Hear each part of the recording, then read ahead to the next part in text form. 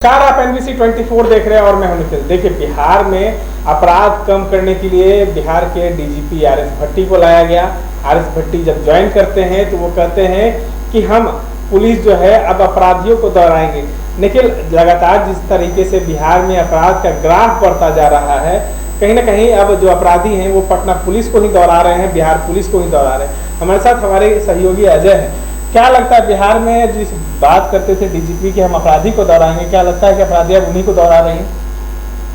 वैसे तो नहीं है निखिल, अब उल्टा हो गया है। जो डीजीपी ने RS भट्टी ने कहा था कि अब अपराधियों को पुलिस दौड़ाएगी, अब पुलिस को ही अपराधी दौड़ाते नजर आ रहे हैं। अब कल ही पटना राजधानी में 3 कांड को अंजाम दिया गया था। पहला कांड था बुद्धा कॉलोनी थाना अंतर्गत तकरीबन 10 साढ़े 10 बजे चाकू से गोद करके एक युवक को हत्या कर दी जाती है। दूसरा कांड आपको बताते हैं, गर्दनीबाग में दिन दोपहरी के 3 बजे डकैती को अंजाम दिया जाता है रिहायशी इलाके में। और तीसरी घटना आपको बताते हैं, कंकड़बाग थाना क्षेत्र का है, जहां पर कि ज्वेलर्स दुकानदार के घर से लाखों रुपए की चोरी और कैश की चोरी की जाती है। निखिल, कई थानेदार को तबादला कर दिया गया है, इधर से उधर किया गया है थानेदार को। ये इससे कारण तो नहीं ये घटनाएं घटी? अभी तो बिहार में सारे थानेदारों को और राजधानी में अभी उलटफेर किया गया है। जितने भी पुराने 94 बैच के जो थानेदार थे उन्हें अभी केंद्र में अभी रखा गया है, पुलिस केंद्र में रखा गया है आगे की प्रोन्नति के लिए। और जितने भी 2009 बैच के जो दरोगा थे, जो कि प्रमोशन होकर के इंस्पेक्टर बन गए हैं, उनको पदभार नया सौंपा जा रहा है।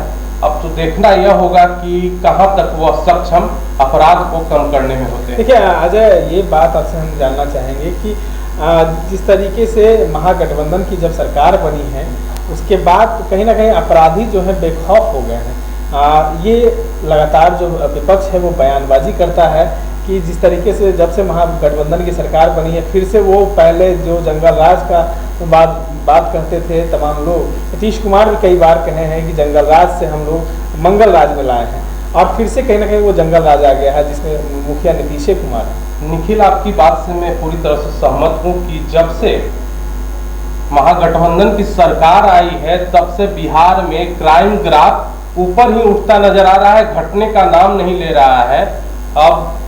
अब तो जो महागठबंधन के लोग हैं अपना गुणगान गा रहे हैं। नीतीश कुमार हमारे जो मुखिया हैं प्रदेश के, वह तो कहते नजर आते हैं कि कहाँ कुछ हो रहा है, लेकिन घटना तो धरातल पे बहुत ही घट रही है।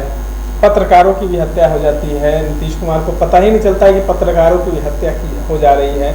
उस पर कहते हैं कि हम संज्ञान लिए हैं, अधिकारियों को हम निर्देश दे दिए हैं।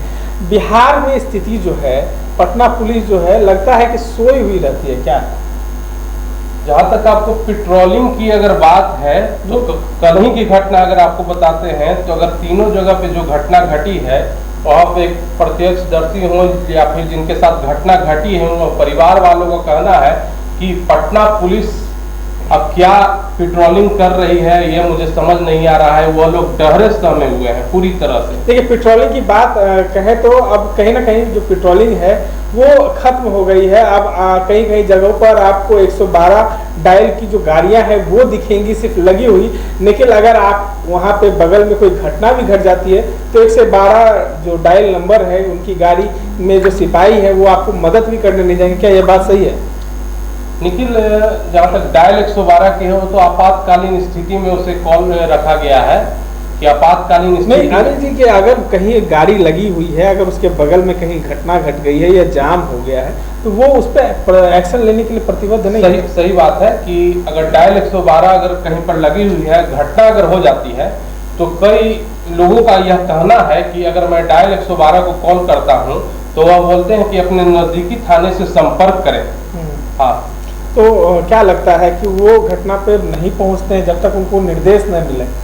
कई बार हम भी देखे हैं कि अगर डायल 112 बगल में ही लगी रहती है, वहाँ पे घटना हो जाती है, लेकिन वहाँ के अगर सिपाही हैं, पुलिसकर्मी का एक काम होता है कि अगर जहाँ घटना हुई है तो हम वहाँ पे पहुँचे और उसमें सहयोग करें, लेकिन डायल 112 है वो अपना काम करता है, जब तक ऊपर से इसको निर्देश नहीं आए तब तक वो घटना स्थल पर नहीं पहुँचता है।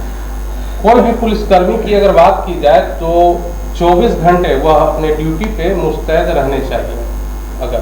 अगर कहीं से भी अगर पुलिसकर्मी अगर ड्यूटी से भी अगर जा रहे हैं तो अगर कहीं घटना होती है तो उन्हें देखना चाहिए, लेकिन अभी हम लोग देख नहीं रहे हैं। डायल 112 की भी आपने बात कर रहे हैं, या सही तरीके से बात कर रहे हैं, या सही बात है कि अगर कहीं पे भी घटना होती है, राजवंशी नगर होती है या तो हड़ताली मोड़ के पास होती है, डायल 112 की वहाँ पर मौजूद रहती है, लेकिन मदद करने के लिए वह लोग नहीं जाते हैं। अच्छा, एक चीज़ और आपसे हम जानना चाहेंगे कि पटना में जो बात करें, तमाम जो सेंसिटिव क्षेत्र है, जो सेंसिटिव थाना है, उसमें कौन से थाने हैं और कौन से उसमें बहुत महत्वपूर्ण जो है मामले आ रहे हैं?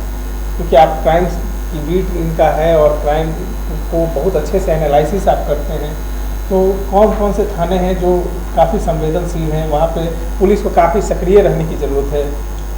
दीघा थाना, पाटलिपुत्र थाना, यह बहुत ही संवेदनशील थाना है। यह लोगों को 24 आवर अलर्ट पर रहना चाहिए। दीघा थाने की अगर बात कर लें और जक्कनपुर थाने की बात कर लें हम, तो अभी यह लोग सुस्त पड़े हुए हैं पूरी तरह से। दीघा थाना में गंगा के उस पार से भी जो लोग रहते हैं आते हैं वहाँ पर, और वहाँ पर अपना परवरिश करने के लिए कुछ सब्जी हो गया चाहे कुछ भी बेचते हैं, और बाहर से भी असला वगैरह उस पार से आता है। मतलब बिहार में असला भी आ रहा है जी, और बिहार में देखिए असला भी आ रहा है और शराब भी बिहार में आ रहा है। मुख्यमंत्री दावा करते हैं बिहार में शराब बंदी है, लेकिन कई कंटेनर भर के बिहार में शराब आ रहे हैं। शराब की खबरें कुछ दिन पहले चली थी, कंटेनर भर भर के बिहार में शराब आ रहा है। नीतीश कुमार तो दावा करते हैं कि शराब ही नहीं है बिहार। तो सरासर गलत बात है। हालांकि ड्राई स्टेट तो घोषित है बिहार, लेकिन यह पूर्ण तरह से ड्राई स्टेट नहीं है। यहाँ पर ड्राई स्टेट क्या कहा जाए, होम डिलीवरी हो रही है, फ्राई स्टेट हो गया। हाँ, फ्राई स्टेट हो गया है। और जहाँ तक आप कंटेनर से बात कर रहे हैं आने का, तो वह तो पकड़ा ही जा रहा है कहीं कहीं, और बिहार से निकल भी जा रहा है। और आपको बता दें कि जो डी शराब होता है वह पटना में ही काफी मात्रा में बनता है। अच्छा, पटना पुलिस तो कई मुहिम चला रही है अजय जी। अब लोगों के मोबाइल चोरी होते हैं तो वो मिल जा रहे हैं, उनको लौटा रही है। आप तो कई खबरें की होंगे, लोग अब सोशल मीडिया पे एक्टिव हो गए हैं। लेकिन आपसे एक बात करेंगे कि लोग कहते हैं कि पुलिस थाने में जाते हैं, थाने पे जाते हैं तो पुलिस उनका FIR जल्दी नहीं लिखती। यह काफ़ी लोगों का कहना है कि हमें अगर FIR लेकर के जाते हैं, सनहा दर्ज कराने चाहे FIR दर्ज कराने जाते हैं, तो हमारा FIR देख करके हमें भगा दिया जाता है थाने से। थाने जो आवेदन कर्मी हैं उन लोगों का कहना है। निखिल, आपको बता दें कि काफ़ी ऐसे जो गरीब तबके के लोग आते हैं उनका आवेदन नहीं लिया जाता है।